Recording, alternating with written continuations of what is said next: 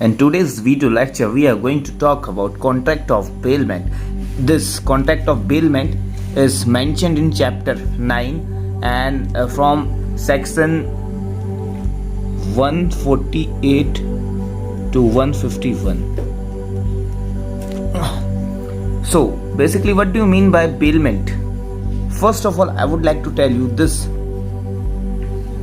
Bailment has been derived from French word bailer, okay, and it simply means to give your goods to someone else, okay.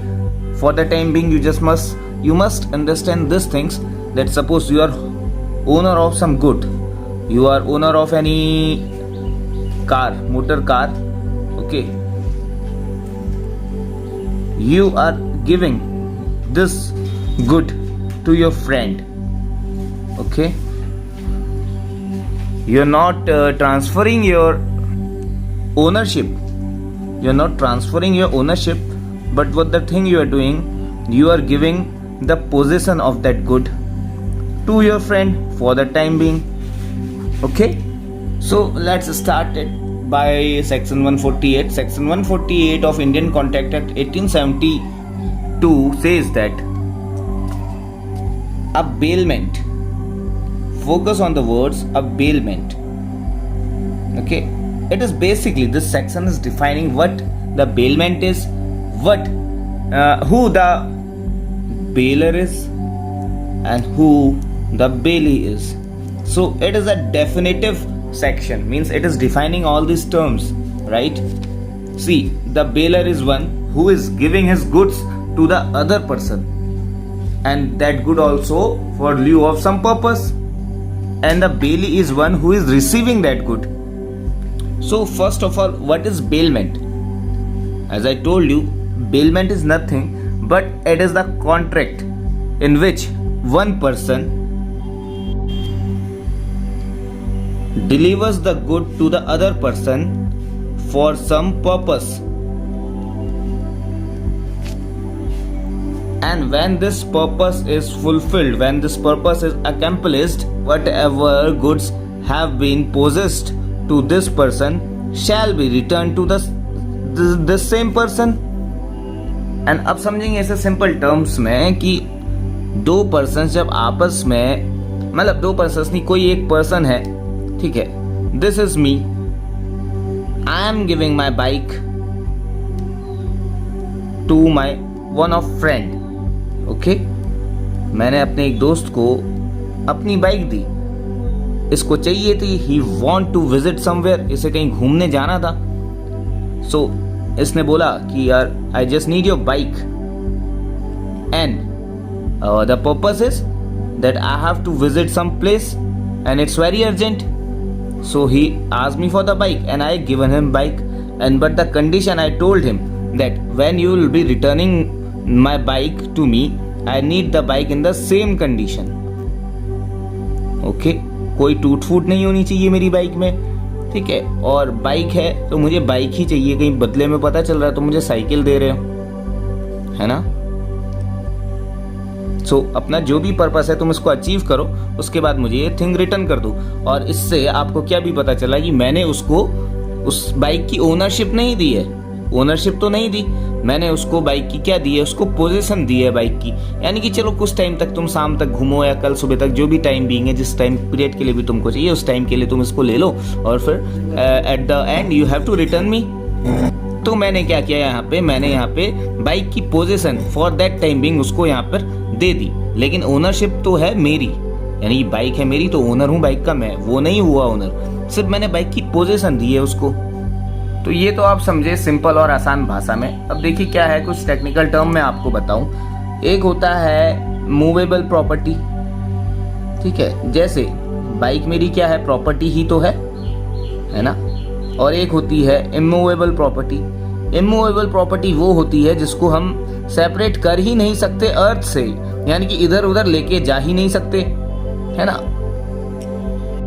जैसे for example, जैसे अर्थ से separate नहीं कर सकते हम, क्या ट्री कर सकते हैं लेकिन काट के करना पड़ेगा, और जब तक ये जो है पेड़ जमीन से जुड़ा हुआ है, तो ये क्या है, हमारी इमूवेबल प्रॉपर्टी है।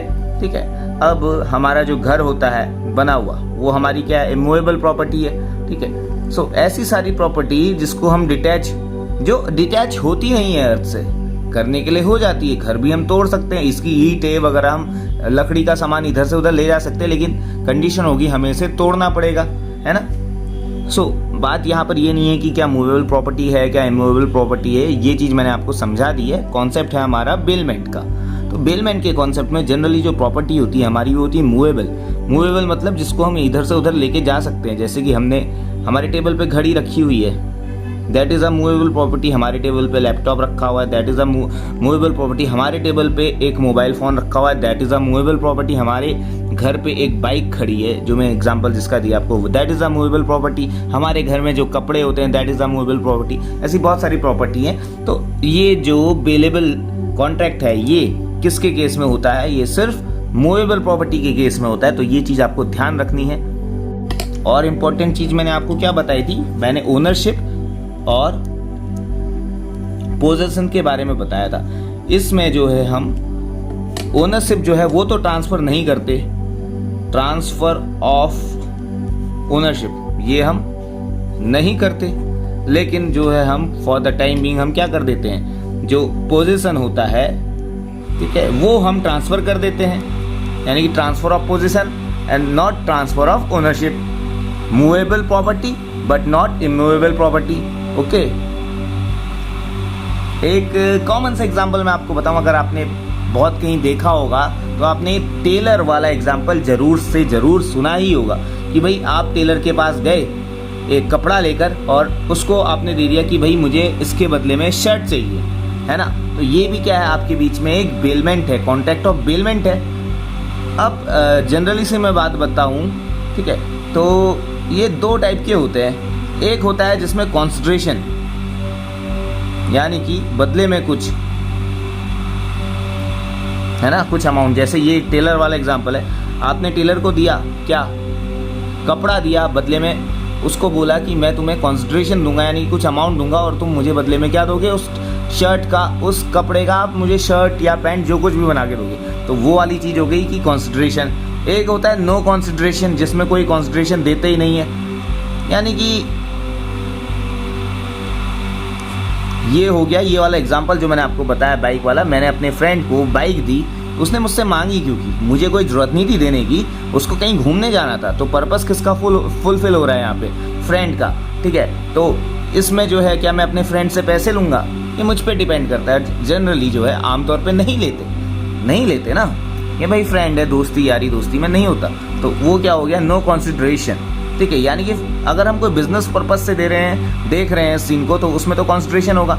और अगर हम कोई इमोशनल चीज़ से देख रहे हैं, कोई रिलेशन वगैरह है हमारा किसी के संग, फ्रेंडली रिलेशन है या कोई भी रिलेशन है, तो उसमें हम कोई कॉन्सिडरेशन नहीं दे रहे हैं, है ना, कोई कॉन्सिडरेशन है ही नहीं उसमें। अब आप लोग मुझे बताइए कि क्या बेलमेंट के कॉन्ट्रैक्ट के लिए जो एक पर्सन जो है वो दूसरे पर्सन को अपनी गुड्स दे रहा है, क्या वो उस गुड्स का ओनर होना चाहिए, क्या मालिकाना हक होना जरूरी है उसके पास।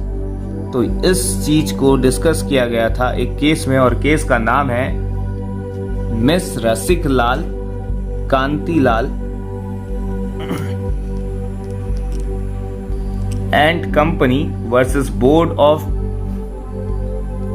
Trustee of port of Bombay, supreme court 2017 का एक केस है।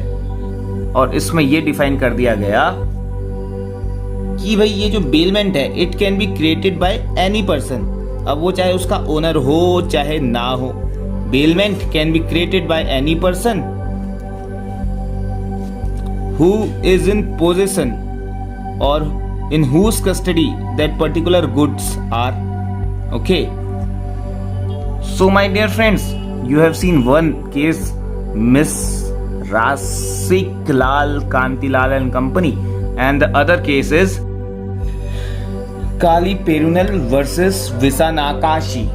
So in this case what happened is that there was one woman, okay, and there was one goldsmith, यानी कि सुनार, जिसके पास हम अपने सोने का आइटम देके कुछ चीज बनाते हैं, ज्वेलरी वगैरह, नेकलेस वगैरह गोल्ड की, तो उसे बोलते हैं गोल्ड स्मिथ।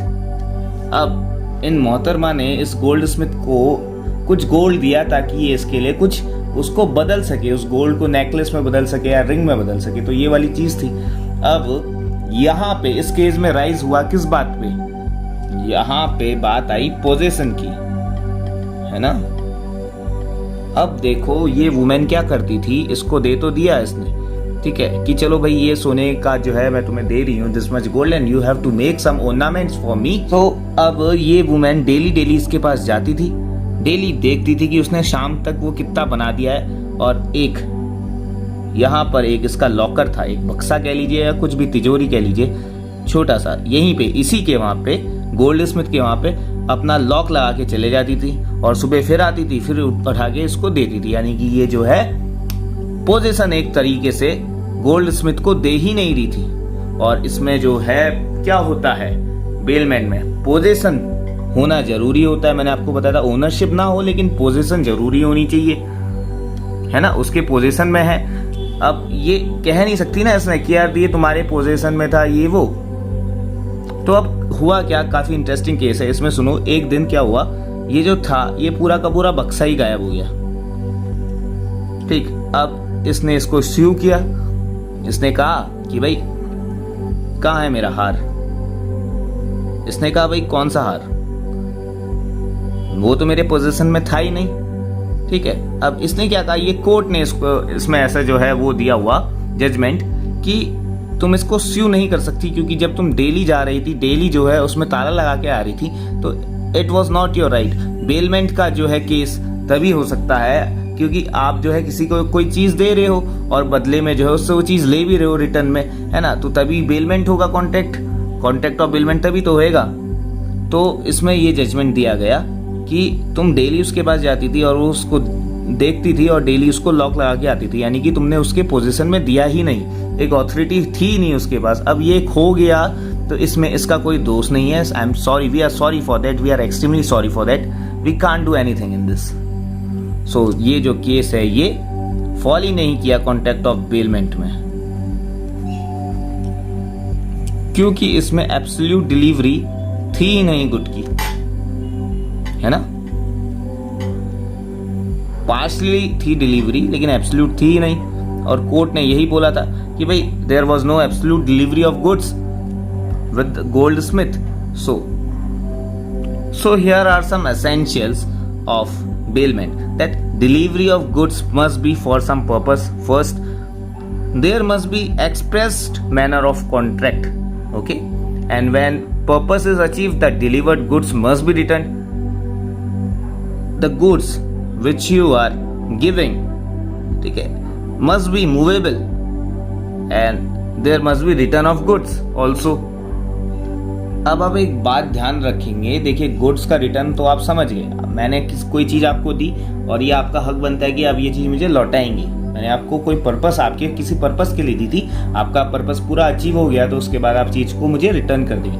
अब इन केस क्या हो कि आप मुझे वो चीज़ रिटर्न ही नहीं कर पाए, तो क्या आप जो मुझे रिटर्न करोगे, आप रिटर्न तो करोगे ही, है ना। अब वो चीज़ आप रिटर्न नहीं करोगे तो भाई मैंने आपको नई बाइक दी थी या मैंने कोई आपको बाइक दी थी, समझ लो, ठीक है, मैंने आपको बाइक दी थी, वो बाइक जो है कोई बाइक तो चलो कोई नहीं, मैंने आपको मोबाइल दिया था, मोबाइल फ़ोन दिया था या लैपटॉप दिया था, ठीक है, लैपी दिया था, लैपी यूज़ करने के लिए, आपसे वो लैपटॉप गया खो, ठीक है, लैपटॉप आपसे वो गया खो, और अब बदले में आप मुझे क्या करोगे, आप मुझे वो लैपटॉप तो ला के दे ही नहीं सकते हो, ठीक है, वो तो गया खो, आप कहाँ ढूंढोगे, लेकिन उसका जैसा आइडेंटिकल लैपटॉप आप मुझे दे सकते हो ना। So in contract of bailment it is not necessary that the goods must be same.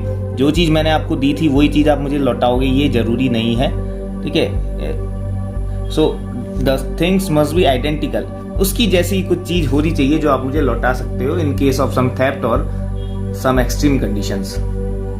So this is the language of 148 bailment, bailer and bailee defined. अब bailment is the delivery of goods by one person to another for some purpose upon a contract that they shall, when the purpose is accomplished, be returned or otherwise disposed of according to the direction of the person delivering them. The person delivering the goods is called the baler. The person to whom they are delivered is called the bailee. Okay, so I hope this concept of bailment of section 148 is very clear to you, and if you are satisfied with this lecture, then you must please give a big like and please do share among with your friends. And if still you haven't pressed the bell icon, so you must do it right now. Thanks for watching the video.